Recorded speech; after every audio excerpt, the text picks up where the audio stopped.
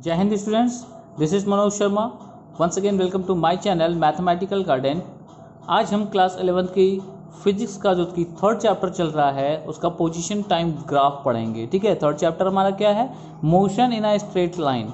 सो आज हम position time graph देखेंगे।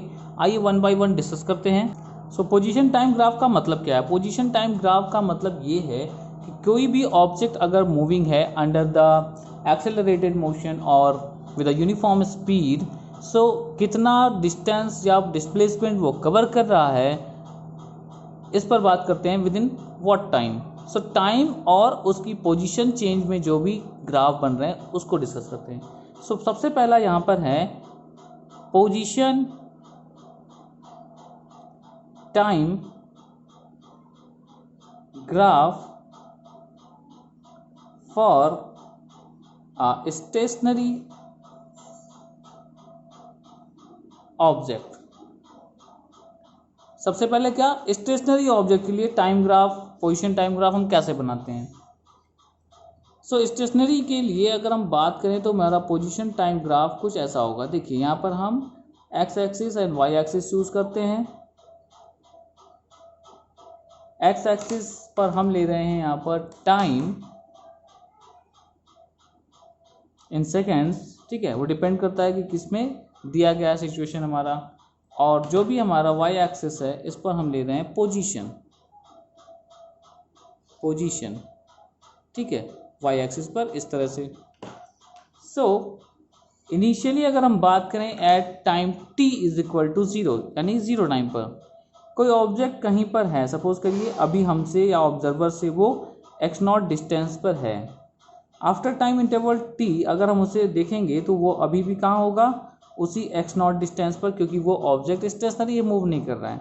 कुछ समय बाद देखेंगे t2 टाइम पर, तब भी वो ऑब्जेक्ट हमें उसी पोजीशन पर दिखेगा। ठीक है, टाइम t3 पर देखेंगे तो वो ऑब्जेक्ट फिर भी उसी पोजीशन पे होगा, हमसे उतनी ही दूरी पर होगा। So for the position time graph of for a stationary object अगर हम बात करें तो वो ग्राफ कैसा होता है? Parallel to the X axis, या कह सकते हैं आप टाइम एक्सिस। अब इसका क्या मतलब हुआ कि टाइम चेंज होता जा रहा है पर पोजीशन में कोई चेंज, अप एंड डाउन, या हमारे पास भी नहीं आ रहा है, नज़दीक भी नहीं हो रहा और दूर भी नहीं जा रहा है। यानी ऐसा ऑब्जेक्ट स्टेशनरी ऑब्जेक्ट है। ये ग्राफ ये शो करता है कि ऑब्जेक्ट हमारा स्टेशनरी है। राइट, नेक्स्ट आते हैं दूसरे ग्राफ पर, पोजीशन टाइम ग्राफ। अब यहाँ पर हम पी एंड टी करके लिख देंगे, P T graph for uniform motion. Uniform motion means no acceleration. ऐसा कोई हमारे पास सिचुएशन है जहाँ पर हमारा ऑब्जेक्ट मूव कर रहा है विदाउट एनी एक्सेलरेशन। ठीक है, uniform motion means uniform speed से वो चले जा रहा है, एक ही स्पीड से। सो इसका जो हमारा पोजीशन टाइम ग्राफ होगा वो कैसा होगा, आइए देखते हैं। So this is time graph on the X axis time and on the Y axis position. ठीक है, अब हमको पता है क्या होना है, यहाँ पर पोजीशन चेंज होगी क्योंकि वो यूनिफॉर्म स्पीड से चल रहा है। अब हर बात ये तो है नहीं कि हमारे पास ही होगा ऑब्जेक्ट, तो हम यहाँ पर एक सिचुएशन लेट करते हैं कि इनिशियली वो कहाँ पर था? वो किसी x0 डिस्टेंस पर था ऑब्जर्वर से, और एक स्ट्रेट लाइन ये रिप्रेजेंट करेगी कि वो यूनिफॉर्मली वो अपनी डिस्टेंस कवर कर रहा है। यूनिफॉर्म क्यों, स्ट्रेट लाइन ही क्यों? कारण फर्स्टली हमने 1 सेकेंड पे सपोज करिए देखा तो हमारा डिस्टेंस कवर जो था वो समथिंग x1 था, तो x1 माइनस x0 कुछ होगा। 2 second equal interval of time पर देखा तो कुछ x2 डिस्टेंस पहुंच गया या डिस्प्लेसमेंट कर लिया उसने। सो x2 माइनस x1 करेंगे और इधर 2 माइनस 1, यानी अगले 1 सेकेंड में फिर से उसने इक्वल डिस्टेंस कवर की है। अगेन स्ट्रेट लाइन मोशन है इसलिए डिस्प्लेसमेंट को डिस्टेंस हम यहाँ कह रहे हैं। सो अगले 1 सेकेंड में फिर से इक्वल डिस्टेंस कवर किया, अगले 1 सेकेंड में फिर से इक्वल डिस्टेंस कवर किया। हर बार हर time of interval, equal time of interval पे हम क्या कहते हैं? यूनिफॉर्म मोशन क्या होता है? When a body covers equal distances in an equal interval of time, then it is said to be in a uniform motion. So uniform motion हम straight line से शो करते हैं, इसको हम थोड़ा डार्क कर देते हैं बाय द ग्रीन पेन. ये हमारा यूनिफॉर्म मोशन का ग्राफ है. चलिए कोई सिचुएशन अगर हम लेते हैं like time t1 and time t2 के लिए. सो टाइम t1 पर हमारा डिस्प्लेसमेंट कितना था, समथिंग दिस वन. ठीक है, मान लेते हैं इसको x1 अभी नए तरीके से, और इसको हम मान ले रहे हैं x2. ठीक है ना, x2 डिस्प्लेसमेंट हमारा हो गया. सो जो मेरा पोजीशन टाइम ग्राफ होता है उसका स्लोप क्या होता है, उसका स्लोप होता है वेलोसिटी. कैसे, आइए देखते हैं. सो यहाँ पर कुछ तो एंगल होगा theta. So let tan theta क्या होता है, perpendicular upon base.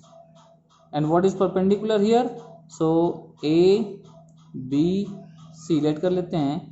So A B and base is B C. Correct. A B क्या है, यहाँ पर अगर हम देखें पोजीशन x2 और यहाँ पर भी क्या है x1. So A B is what, x2 minus x1.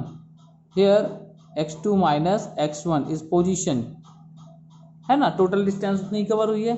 Now B C क्या है, टाइम t2 था यहाँ टाइम t1 था, तो t2 minus t1 total time यहाँ पर जो ट्रेवल हुआ है. ठीक है, so total time taken is t2 minus t1. और ये क्या होता है, ये हमारा चेंज इन डिस्प्लेसमेंट या distance upon change in time ही तो है. It means tan theta gives या स्लोप इज व्हाट, वेलोसिटी, कि वेलोसिटी कितनी हो रही है. Correct. Displacement upon time straight line motion है, इसलिए कभी कभी डिस्टेंस भी हम बोल देते हैं, तो उसके लिए आपको परेशान नहीं होना है. जब एक ही डायरेक्शन में स्ट्रेट लाइन मोशन हो रहा है तो distance and displacement both are equal, याद रखिएगा बार बार. So velocity is equal to change in displacement upon change in time. Correct. कभी भी पोजीशन टाइम ग्राफ में आपको स्लोप निकालने को कहता है, इसका मतलब है कि वेलोसिटी निकालने को कह रहा है, या अगर वेलोसिटी निकालने को कह रहा है तो आप स्लोप निकाल लीजिए, वही हमारी वेलोसिटी है. Clear, any doubt. Now next is position time graph for uniformly accelerated motion. आपको पता है यूनिफॉर्म एक्सेलरेटेड मोशन का जब हम इक्वेशंस पढ़ रहे थे तो पोजीशन के लिए हमारे पास क्या था, s is equal to U T plus half A T square. Sometimes हमने इसे ये भी कहा था कि x minus X naught is equal to U T plus half A T square. Correct. So यहाँ पर क्या है, इनिशियल वेलोसिटी u, ये भी कांस्टेंट होता है क्योंकि इनिशियली किसी वेलोसिटी से चल रहा है, और एक्सेलरेशन भी हमारा यूनिफॉर्म है. So it means s is directly proportional to what, t और t स्क्वायर, है ना, क्योंकि यहाँ पर इनिशियली यहाँ पर ये टर्म हमारा तो क्या हो जाएगा कांस्टेंट, की कुछ टाइम बाद वही होगा, पर एक्सेलरेशन भी हमारा कांस्टेंट टर्म है, यूनिफॉर्म है. सो होल सोल जो डिस्टेंस या डिस्प्लेसमेंट पोजीशन जो भी कहिए डिपेंड कर रहा है वो टाइम पर डिपेंड कर रहा है, और यहाँ पर टाइम के साथ वो स्क्वायर टाइम्स बढ़ता जा रहा है, ये भी ध्यान रखने वाली बात है. सो जो इसका ग्राफ होगा वो कैसा होगा, हमको पता है एक स्क्वायर फंक्शन यानी कि क्वाड्रेटिक फंक्शन का ग्राफ कैसा होता है, कुछ पैराबोलिक होता है, यानी कि हमारा यहाँ भी जो पोजीशन होगी वो कैसे शो होगी, पैराबोलिक पाथ के लिए शो होगी. सो देखते हैं क्या हो रहा है. इनिशियली हमने मान लिया x नॉट कुछ डिस्टेंस हमारे पास, यहाँ पर टाइम और यहाँ पर पोजीशन, राइट. सो ये एक कर्व पाथ लेता है लाइक दिस, और जरूरी नहीं कि स्लोप हर बार इतना ही हो, है ना, डिपेंड करता है, पर इसका कुछ ग्राफ ऐसा होगा. क्यों ऐसा होगा, क्योंकि ये स्क्वायर टाइम्स बढ़ रहा है. ध्यान रखेंगे स्क्वायर टाइम डिपेंड कर रहा है टाइम पर. टाइम जैसा बढ़ता जाएगा स्क्वायर टाइम्स हमारा डिस्टेंस बढ़ती जाएगी, क्योंकि एक्सेलरेटेड मोशन में वेलोसिटी टाइम टू टाइम बढ़ती जाती है. ठीक है. अब यहाँ पर हम छोटा सा इंस्टेंस ले रहे हैं for the time interval dt, और हमारा छोटा सा एक डिस्प्लेसमेंट हुआ यहाँ पर क्या, ds. Correct. So slope of position time graph हमेशा वेलोसिटी देता है, ये तो आपको पता है, पर यहाँ पर एक्सेलरेटेड है, मींस हर बार स्लोप भी चेंज होगा, सो हर बार वेलोसिटी की वैल्यू भी चेंज होगी। सो यहाँ पर क्या होगा, जो वेलोसिटी होगा वो होगा dx या ds, जैसे हमने ds लिया है तो ds upon dt means rate of change of displacement with respect to time. Time के हिसाब से जैसा डिस्प्लेसमेंट चेंज होता जा रहा है उस हिसाब से हर इंस्टेंस पर वेलोसिटी भी चेंज होती जाएगी। क्लियर? दस the slope of the position time graph give the instantaneous velocity, क्योंकि पोजीशन टाइम ग्राफ अगर हम एक्सेलरेटेड मोशन के लिए देते हैं तो वो इंस्टेंटेनियस वेलोसिटी देता है, किसी पॉइंट पर वेलोसिटी देता है। भाई यहाँ की वेलोसिटी कुछ और होगी, यहाँ की वेलोसिटी कुछ और होगी और यहाँ की वेलोसिटी कुछ और होगी, क्योंकि एक्सेलरेटेड मोशन है। Clear? Moreover the slope of the xt graph यानी डिस्टेंस टाइम ग्राफ या position time graph at the time t is equal to 0 gives the initial velocity v0। जब टाइम t 0 हो उस समय वेलोसिटी हमारी होती है v0 या u जो हम मान रहे हैं। सो इनिशियली भाई हमने ऑब्जर्व करना चालू किया, हो सकता है वो पहले से मूव करता हुआ ऑब्जेक्ट था या हो सकता है कि वो ऑब्जेक्ट रेस्ट से स्टार्ट किया है।